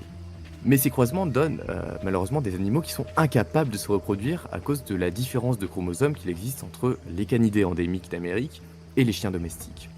En terre de feu, au XVIIIe siècle, il a également été rapporté que des canidés insulaires avaient été apprivoisés par des populations locales de manière occasionnelle. Et au début du XIXe siècle, il existe des mentions de chasseurs de peuples amazoniens qui utilisaient des aguaras. Les aguaras, ça désignait dans leur langue des loups à crinière apprivoisés ou croisés avec des chiens. Et apparemment, ils faisaient la même chose avec des renards. Et d'ailleurs, le mot aguarachai est utilisé en Argentine de nos jours pour désigner, devinez quoi ? Un chien? Le renard crabier. Oh. Au sud du Brésil, le peuple Bororo racontait encore dans les années 1980 qu'ils conservaient en mémoire que leurs ancêtres apprivoisaient des loups et des renards qui selon eux s'accouplaient parfois avec des chiens domestiques. Et au nord de l'Amazonie, c'est Charles Darwin qui mentionne en 1868 que les renards crabiers sont apprivoisés et parfois croisés avec des chiens. Il dit que cette pratique est connue en Guyane depuis au moins le XVIIIe siècle et que les peuples arawaks faisaient ça de manière traditionnelle pour obtenir de meilleurs animaux ou pour des échanges. Donc, l'anthropologue recense ainsi plusieurs données qui pointent dans le sens que le renard crabier apprivoisé ou croisé avec un chien pouvait éventuellement être quelque chose de courant et connu des populations autochtones à travers le temps, probablement en lien avec des pratiques de chasse. Et d'ailleurs, on a un spécimen de renard crabier qui a été retrouvé en 1987 au Venezuela en contexte archéologique, qui était daté au 5e siècle de notre ère. Et du coup, il y a des analyses qui ont été réalisées sur sa dentition qui ont montré que son alimentation était comparable à celle des humains de l'époque. Donc voilà, encore un indice de plus qui pointe vers un apprivoisement possible. Donc pour Peter Stahl, qui reste quand même un chercheur, à la vue de ces comparaisons ethnologiques et du fait de l'apparence du renard crabier, c'est de l'ordre du possible d'envisager cette hypothèse de croisement ou d'apprivoisement, et en plus ça pourrait éventuellement expliquer au moins en partie l'absence d'aboiement constaté. Le problème c'est que il n'y a aucune preuve vraiment qui existe. Ce sont des indices qui sont extrêmement diffus, mais qui représentent peut-être éventuellement des pistes sur lesquelles on pourrait s'appuyer plus tard pour des études génétiques, ou même avoir une vision un peu différente de la domestication des canidés de manière générale en Amérique. Donc en conclusion de tout ça, les recherches sur les chiens domestiques et les canidés en Amérique sont encore à leur début. Il y a énormément de zones d'ombre qui persistent, mais au fil du temps, et depuis ces dernières années, il y a de grandes avancées qui ont été réalisées. Cependant, il manque une partie du tableau. Comme on l'a vu, les chiens ne sont pas des animaux de compagnie, au sens où nous, on peut l'entendre. Ce ne sont pas non plus des animaux d'élevage. La relation humain-chien, et plus largement humain-animal, dépend de conceptions non occidentales, où nature, culture n'ont ni le même sens, ni la même place, ni la même frontière, et ne sont pas transposables à d'autres contextes. Donc encore une fois, il est donc nécessaire un peu de déconstruire notre propre rapport à ces sociétés pour pouvoir mieux les appréhender. Et récemment, il y a une historienne qui s'appelle Marcy Norton qui a introduit le concept de Yegwe. Donc Yegwe, c'est un mot caribéen qui désigne exactement ça, donc c'est-à-dire un rapport aux animaux qui est différent, qui s'émancipe des termes occidentaux qui sont trop restrictifs pour juger de ce qui se passe. Donc je garde ça sous la main parce que je compte bien vous en parler un jour, parce que je trouve ça vraiment extrêmement passionnant. Mais pour les plus impatients, ce sera, il y aura la ref dans la bibliographie, sûrement en commentaire de la vidéo ou du podcast. Et en bonus, surtout parce que je ne savais pas du tout où le placer, mais c'était super intéressant, il y a l'historien Joshua Abraham Kerksmar qui a travaillé sur la perception qu'ont les Occidentaux des chiens des peuples d'Amérique du Nord. Donc c'est très précis, mais je vais le résumer vite fait. En fait, il souligne qu'au XVIIIe et XIXe siècle, il était courant de faire passer les chiens des peuples autochtones pour des loups, afin de montrer que seuls des sauvages pouvaient être capables d'élever de tels animaux. Et ça participe du coup à justifier un peu la conquête et à déconsidérer ces cultures. Mais cette image s'est tellement ancrée en Occident que depuis la seconde moitié du XXe siècle, elle s'est transformée en un autre stéréotype, celui du natif d'Amérique proche de la nature avec ses loups. Et c'est toujours aussi faux, c'est toujours aussi dégradant pour l'image de ces cultures, un peu porté en étendard, voilà, de manière un peu pseudo-écologique, pseudo-spirituelle. Et voilà, c'est typiquement un comportement occidental qu'on aime bien, un dévoiement total. Et ça participe à diffuser toujours de mauvaises représentations auprès du grand public. Donc voilà, en guise de conclusion, je dirais que en fait, c'est impossible de calquer des enjeux de notre société ou notre conception du monde dans une culture qui est éloignée de nous dans le temps ou l'espace. Donc tout au plus, ça peut nous permettre de nous donner des indications de comment des humains se sont comportés dans un contexte qui est défini et précis. Mais en tirer une morale générale, une leçon ou un modèle à suivre, c'est plus de l'interprétation. On s'éloigne un peu du domaine de la recherche pour arriver presque dans celui de la foi. Et du coup, ça va de pair souvent avec une conception d'une nature qui est plus pure, plus vraie, à laquelle on devrait se reconnecter, proche d'un paradis, un Éden perdu, qu'il faudrait retrouver. Et ça, vous savez d'où ça vient ? C'est une vraie question. Le renard crabier. J'étais au taquet cette fois-ci. Non, c'est pas ça. Dommage. Non, mais c'est un mode de pensée qui est hérité de la Renaissance et de l'époque de Christophe Colomb, qui est complètement issu et construit par cette culture, qui est projetée dans d'autres cultures. Du coup, moi, ce que je vais vous proposer par la suite, il y aura un rapport avec ce que j'ai évoqué tout à l'heure sur les Yegwe, c'est de se plonger dans d'autres modes de pensée, d'autres conceptions du monde en Amérique, via l'ethno-histoire notamment, selon l'état actuel de nos connaissances et l'état de la recherche. Et du coup, en fait, voilà, pour essayer un peu de déconstruire nos biais culturels et essayer de voir un peu d'un autre point de vue. Un peu à la manière que j'avais fait avec les Tupinamba, mais en encore différent. Et voilà pour ma chronique. Bah merci beaucoup. Moi j'ai découvert plein d'animaux trop mignons donc. Ah mais ça va briser des vies hein. Moi le chien des buissons a brisé ma vie là, je bug dessus. Le chien des buissons.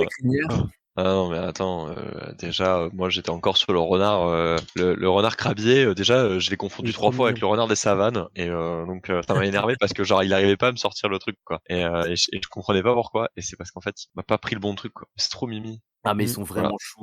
Ah, c'était grave cool. Merci en vrai pour toutes vos interventions à tous les trois parce que c'était un épisode très complet, très chouette. On a parlé de plein de trucs différents. C'était tourné autour du mystère d'une certaine manière dont on l'a amené à chaque fois. Mais franchement, merci à vous trois. Merci aussi à Jeff qui était parmi nous jusqu'au bout finalement parce que t'étais pas sûr de rester. Je te vois sur le Discord mais je sais pas si c'était là. Il est plus là. Je pense qu'il est parti. Je pense que. Je pense qu'il est parti. Il est parti ailleurs. Vous voulez rajouter un mot de la fin peut-être ? Long soir bem à tous. Il est devenu professionnel dans cette langue, c'est incroyable. Encore une fois, merci à nos chers auditeurs et auditrices qui nous écoutent sûrement. En tout cas, on l'espère. On espère que dans votre temporalité à vous, le monde va bien parce que ce sera sûrement en avril et non pas en novembre. Et dites-nous dans les commentaires si la vie est cool. Voilà. Et sur ce, des bisous à tout le monde. Bisous. Oui, merci beaucoup encore d'être fidèles et de nous écouter toujours. Et on vous embrasse très fort. Et caressez vos chiens de notre part. Ouais. Oh, tout bien. Faites-le, bien sûr, faites-le. C'est le meilleur mot de la fin qu'on ait jamais eu. Allez. Merci beaucoup. Des bisous. Ciao.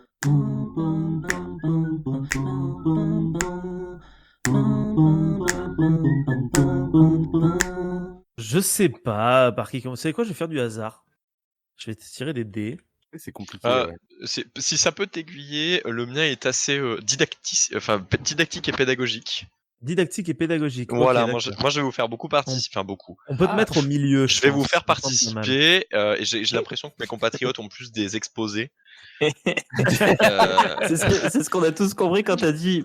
Alors moi, par exemple, ça va être didactique. Enfin voilà, c'est que tu le saches parce que ça risque de me distinguer des deux autres apparemment. Donc c'est un peu comme ça que je l'ai perçu. Servir d'intercalaire quoi. Ça, voilà. Moi, si ça peut permettre de mettre on va dire un petit peu de fun dans les 14 pages de rapport qu'on va avoir.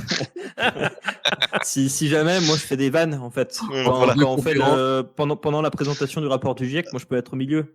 Voilà, c'est ça. On peut dire que je serais un petit peu le Nicolas Blin pour Jean-Marc Jancovici par exemple. Vous voyez, voilà.